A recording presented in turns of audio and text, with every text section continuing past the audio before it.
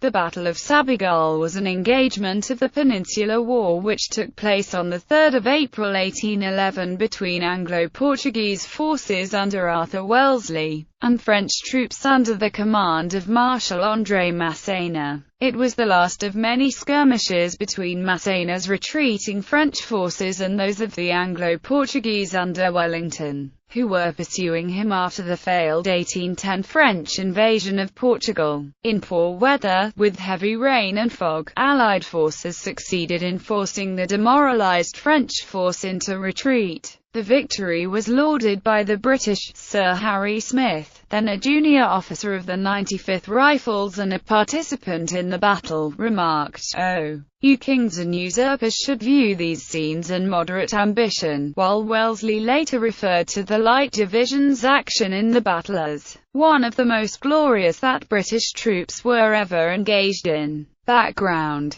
by October 1810, Marshal Masséna's French army had been halted by the lines of Torres Vedras, and the Peninsular War had reached a stalemate. Realizing that a drive on to Lisbon before the onset of winter was unlikely, Masséna prepared to see out the winter months and renew the fight in the spring, despite scorched earth policies by the Allies rendering foraging for food very difficult. Having survived the winter, however, Masséna ordered a general retreat on 3 March 1811, and the British forces under Wellesley followed. By the onset of April, the French forces were just inside Portugal, aligned along the Coa River. Jean-Baptiste Drouet, Comte d'Erlon's 9th Corps defended to the north. Louis Henry Loaison's 6th Corps was in the center and Jean Renier's 2nd Corps held the south flank at Sabugal. Resting in the rear areas was Jean Andoche Junot's 8th Corps. It was at Sabugal that Wellesley attempted to crush the French flank by attacking forces of the isolated 2nd Corps, while the 1st, 3rd, 5th and 7th British-Portuguese divisions performed a frontal attack. The flanking Light Division miscalculated and attacked the French 2nd Corps in the flank rather than from the rear. With the leading British units cut off, and poor weather approaching, the British situation became increasingly difficult. The battle. The 1st Brigade of the British-Portuguese Light Division crossed the Coa at 10:00 hours on the morning of 3 April. The French 4th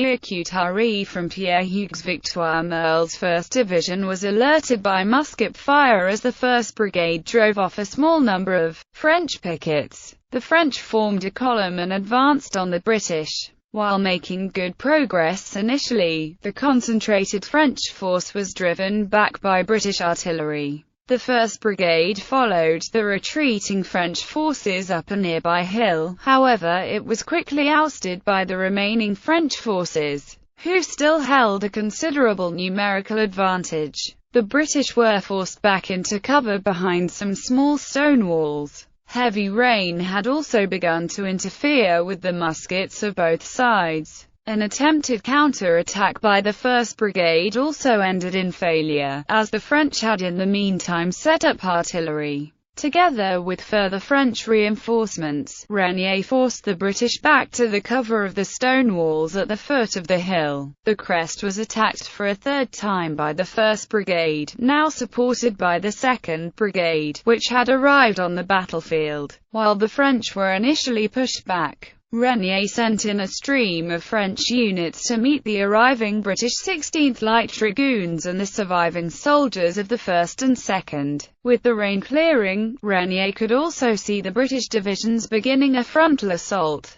This sight persuaded Renier to pull back. However, the British were successful in seizing both his and General Pierre Sault's baggage carts, even if bad weather did prevent him from mounting a full pursuit. A French commander, Baron Thiébaut, blamed the collapse of the 2nd Corps for the French defeat on 3 April, stating that it might have been avoided if General Renier had had faith in Masséna's foresight. Sources differ in the number of French prisoners taken, ranging from 186 to over 1,500. Erskine's strange role. Major General William Erskine commanded the Light Division during the battle. Wellington planned to have the Light Division and 2 brigades of cavalry circle behind Renier's open left flank while the other 4 divisions attacked in front. When the day dawned with heavy fog, the other commanders decided to wait until visibility improved. Undeterred, Erskine peremptorily ordered Lieutenant Colonel Thomas Sidney Beckwith's 1st Brigade forward.